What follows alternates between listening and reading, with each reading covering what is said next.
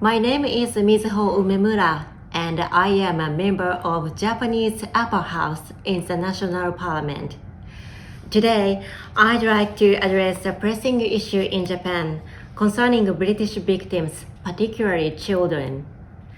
I am actively working towards changing Japanese family law, for example, changing the current sole custody law to promote joint custody. And I kindly request your support. Currently in Japan, if parents divorce, only one parent can get custody. In many cases, children may never see the other parent after divorce or separation. I guess there are many children in Japan who want to see their other parent. In the case of international marriage, some British children never see their British parent because of their Japanese parent. It's estimated there are hundreds of British children who currently can't see their British parent. Now, I'd like to introduce some stories of some British victims. My wife and I have been affected by the child abduction issue in Japan as grandparents. Our first grandson, an outgoing and cheerful little boy, was suddenly removed from our lives. Although compared with a parent, we are further down the chain of loss. It nevertheless feels like a bereavement, and as a consequence it has affected our own relationship and view of the world. Life now has a lot less sparkle than it used to. In Japan annually, many tens of thousands of parents suddenly decide to unilaterally kidnap their children, leaving the remaining parent without recourse to access under the present law, which dates back to the 19th century. In many cases this is done by one partner for purely selfish reasons, and protection from domestic violence accounts for only a tiny minority.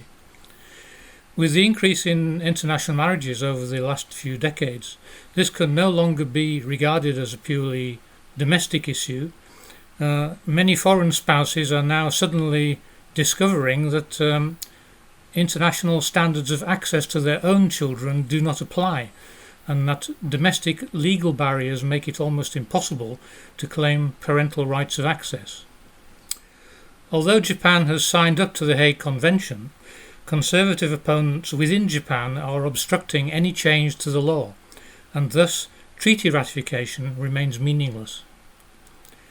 Many people I know in my native UK are shocked to hear about this dark side of family law in Japan. Despite the fact that various aspects of life and its culture are admired overseas, it comes as an unpleasant surprise to discover that the country lags so far behind international norms in terms of gender and family legislation, despite its desire to portray itself as an advanced member of the international community. Indeed, the issue has been attracting increasing attention in the foreign press recently. Aside from the law as it stands, my own personal view is that I can't see how depriving a child of access to one half of its family can possibly be in its best interests. As grandparents, we could have enriched the life of our grandson in so many ways, but now he'll grow up having no memory of us. In fact, even his own biological mother will remain a shadowy figure to him, possibly with a bad image painted by his father. I can only see this as having a negative effect on his upbringing and personality. For us as grandparents, it is probably now too late to become part of his life, as he was abducted when only a toddler. However, for the sake of all bereaved families and grandparents in this situation, I hope Japan will make serious attempts to rectify the law in the near future. The child will never know the true mother. She's considered dead, and there's no photograph of her remaining. And he would never remember, and he would never know that she. Well, he'll never know about us either. Yeah. And she was treated like some kind of criminals. The rest of the family as well, including my house. Sadly, her existence is wiped off from his brain for good. Yeah. And we don't exist in him as well. And how could he feel? How would he feel if he sees her again when he's about 15 or 16? She's nobody to him now. Exactly. And we're nobody to him either. It's only one-way traffic. We're we're cut our way. And he doesn't care for us, no matter how much we say we wanted to see. And the thing was, we had such a good relationship with him before he disappeared. And we did lots of things together as grandparents. And he was such a cheerful little boy, and we've got lots of photographs of him with us, obviously enjoying life with us, and now he'll never benefit from having grandparents like he used to, which I think is a tragedy. And we can't even tell him that we miss him. Yeah. We want to see him, we want to cuddle him. We have no way to get near him. That's right. We could talk to the children in the public park, strangers' children, but we can't. The only person we want to see, we can't see. We're only living in Saitama. He's living in Kanagawa. I met my wife, married my wife here in Japan, where I've been living for the last 13 years. And the marriage was going what I thought smoothly until my first son was born in 2020. And then from that moment onwards, our relationship dramatically broke down. And this was during the COVID. And at that point, my wife became violent, and she didn't want to start talking to people. She became kind of isolated. She didn't want me to talk to my parents. She didn't want me to talk to my friends for over a year. She didn't want me to leave the house. I ended up losing 18 kilograms in 9 months because of not eating sufficiently. She wanted me to die. She wanted to kill me sometimes.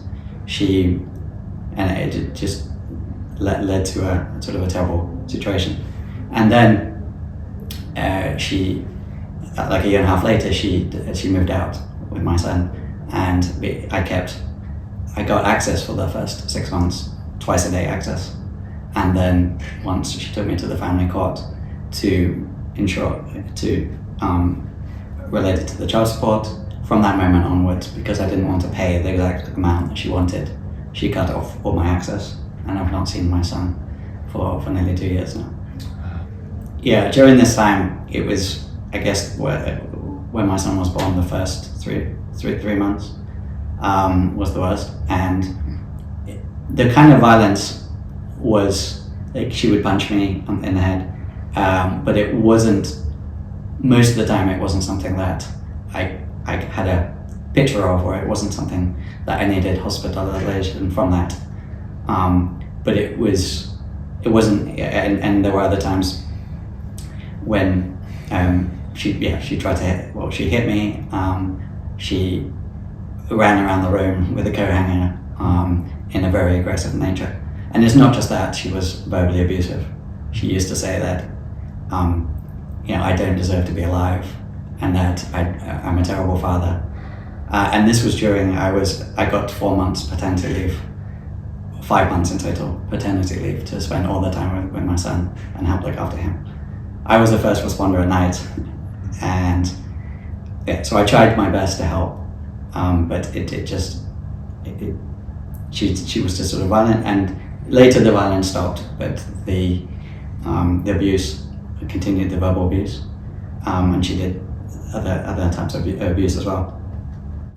Yeah, my son was attending, since he was 1, my company nursery, and at the point I lost access, she didn't want me to attend my company's nursery to see my son.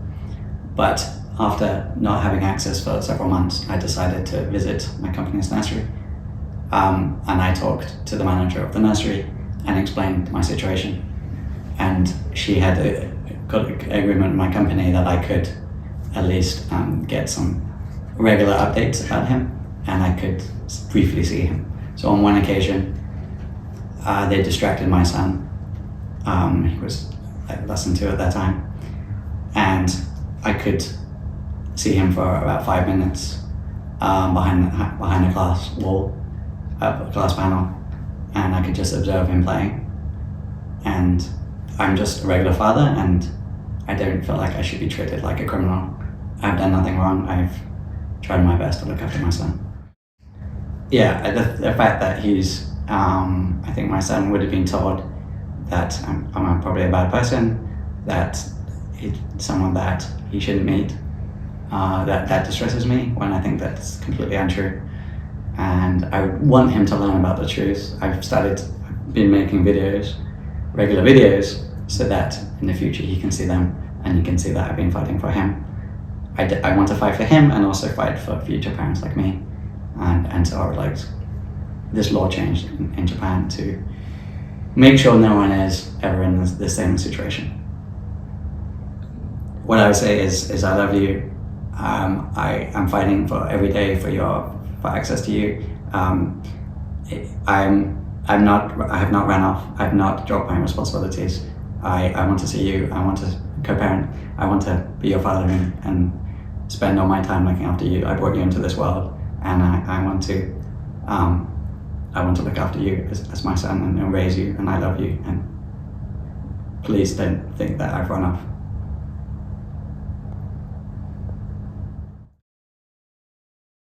Hi, my name's Adam Perry.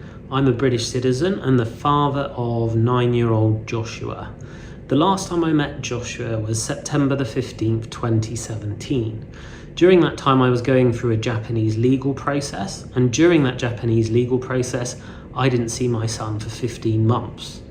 Additionally, the times that I did see my son felt like tick box exercises where I didn't really get to spend any proper time with him, just a few minutes, and it felt like I wasn't really able to engage with him as a father. The Japanese legal process I was in concluded with me having no access to my son, and just the promise of further Japanese legal processes, which I know would have similar conclusions where I don't get proper access to my son. I know that the outcome of my case is a very common outcome within Japan, and many people have talked about how traumatic this experience can be. It was the most traumatic experience of my life. But I would like to focus on something else. I happen to be an English qualified solicitor, or as you would say in Japan, bengoshi, and I would like to focus on the Japanese legal process. I've worked as an international lawyer in many different parts of the world, but it wasn't until my son was abducted and I was forced into the Japanese legal system that I learned how inept Japanese family courts and Japanese family lawyers are at dealing with child rights and parental alienation.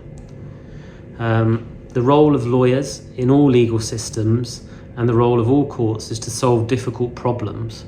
I would like to talk about my experience, similar to everyone else's experience, and for you to consider how well the Japanese legal system does in solving family breakup problems. So the first problem I would like to speak about is contact between parents and the child. So in a family breakdown with a child, all legal systems are going to face the issue that maybe communications between the mother and the father might be a little hostile. The communication from the child will be controlled potentially by one of the parents, and the courts need to come up with solutions that help improve communication and help ensure that the child gets access to both parents. This is seen as best practice internationally, but Japan takes quite a different approach. As soon as my wife instructed her lawyer, all communication between her and me was cut, and I was no longer able to see my son. Prior to the lawyer being instructed, I had some regular communication with my wife, and I was able to see my son from time to time. So the lawyer made the situation worse, in my opinion. The lawyer explained his rationale for doing this, saying that I needed to instruct a lawyer, then I would need to communicate to my lawyer, who would then communicate to my wife's lawyer, who would then communicate to her, and then she would be able to respond from her lawyer to my lawyer to me. And he said this was a better way of communicating. I don't really think that solves the problem of communication. I think that lawyers and the legal system, like in other countries, should be incentivizing parents to speak to each other, and they should be incentivizing parents to work on solving the problem of sharing custody and sharing issues with their children. It works in other countries, it works in the UK, not perfectly, but you have to put these incentives in place. The final problem I'd like to discuss is that Japan has already agreed to apply international standards when it signed up to the United Nations Convention on the Rights of Children. The debate in Japan now focuses on joint custody, a term that has no clear meaning, rather than Japan's freely assumed international treaty obligations under the UNCRC treaty. The obligations set out by the treaty are applied in many countries, including the UK, where Japanese citizens living in England can rely upon them. The treaty has been applied throughout developed countries and is clearly understood as to what standards need to be applied when it comes to children and their rights to see parents. Japan needs to focus on these standards and apply them to its legal system, not work on a made-up definition of joint custody. As you may know, sometimes Japanese parents kidnap their own children from their partner. I believe this deprives the children of their rights. In my opinion, at the moment, Japan is not following the United Nations Convention on the Rights of the Child or the Hague Convention measures against child abduction. Also, joint custody is more beneficial for children and has been adopted in many countries around the world. Many people in Japan are against this idea. This is because they believe the issue of joint custody is closely related to domestic violence. In Japan, as is often the case with domestic violence, if a person was attacked by their partner on a daily basis, they usually decide to escape the situation with their children. I believe this is because of insufficient countermeasures against domestic violence in Japan. For example, better shelters for vulnerable families or more action from authorities like police. So I feel it's necessary to introduce joint custody and stronger countermeasures against domestic violence and put children's needs first, not only in Japan but all across the world. Recently, the Australian government increased pressure on the Japanese Ministry of Justice to address these abductions. Of course, this problem is not only uniquely Japanese-Australian problem. As you may know, hundreds of children have been abducted by Japanese partners from British partners also. The Australian government also took action for their abducted children. They sent a message to the Japanese Ministry of Justice, which has jurisdiction over family law. The Australian ambassador, Justin Hayhurst, met with the Japanese Minister of Justice. Minister of Foreign Affairs Penny Wong and Opposition Foreign Affairs spokesman Simon Birmingham, Australia's delegates, said they wanted children who had been abducted by their Japanese parents to be reunited with their Australian families. In addition, a lot of mass media has started to broadcast about this issue. On August 29th, the advisory body of Japanese Minister of Justice produced a tentative bill of new family law. The bill states that if both parents were to consent, they could share joint custody. However, in cases where there is high conflict between the mother and father, the family court would decide whether joint custody or sole custody was appropriate. However, considering the current views of the Japanese family code, this law may result in very little change. To create a proper change in the law, I believe Japan needs international help. By raising the issue with the Japanese government, we could increase international pressure and lead to real change on the issue. If it is possible, would you be willing to meet me or victims for a short discussion about this issue online? Thank you very much for your consideration, and I look forward to your response.